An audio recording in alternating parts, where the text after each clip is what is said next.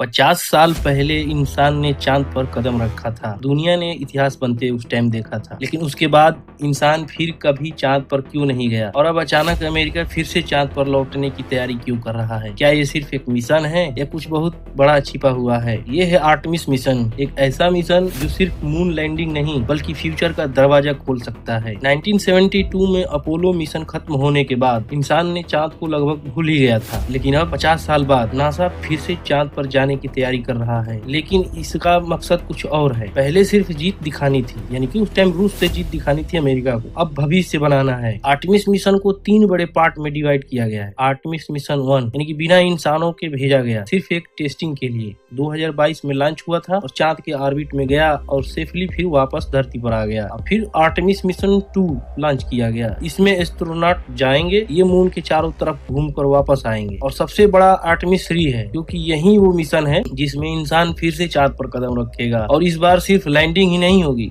बल्कि लंबे समय तक रहने की पूरी तैयारी है। लेकिन असली सवाल ये है कि नासा अचानक इतना पैसा खर्च करके मून पर क्यों जा रहा है? असल वजह है मून रिसोर्सेस, यानी कि मून पर इतने रिसोर्सेस हैं, सब देश उसी के चक्कर में पड़े हैं। साइंटिस्ट का मानना है कि मून पर हीलियम 3 नामक एक रेयर फ्यूल मौजूद है जो फ्यूचर में अनलिमिटेड क्लीन एनर्जी दे सकता है। और सिर्फ इतना ही नहीं, मून को मार्स मिशन के लॉन्चिंग बेस के रूप में भी इस्तेमाल किया जाएगा। यानी कि भविष्य में कभी मार्स पर जाना होगा तो मून पहले धरती से मून पर जाएंगे, फिर मून से लॉन्च होकर के मार्स के पास जाएंगे। यानी चांद सिर्फ डेस्टिनेशन नहीं है बल्कि एक स्टेपिंग स्टोन है। ये सिर्फ अमेरिका का मिशन नहीं रह गया है। चाइना, रसिया, इंडिया सभी मून रेस इस टाइम शामिल हो चुके हैं, क्योंकि जो भी देश मून पर कंट्रोल करेगा वो फ्यूचर स्पेस इकोनॉमी को कंट्रोल करेगा। स्पेस अब सिर्फ साइंस ही नहीं, पावर और पॉलिटिक्स बन चुका है। तो सवाल ये नहीं है कि इंसान चांद पर जाएगा या नहीं जाएगा, सवाल ये है कि चांद पर राज किसका हो और क्या ये मिशन इंसान को मार्स तक ले जा पाएगा या फिर एक नई स्पेस वार की शुरुआत हो रही है। अब क्या सोचते हैं कमेंट में जरूर बताना।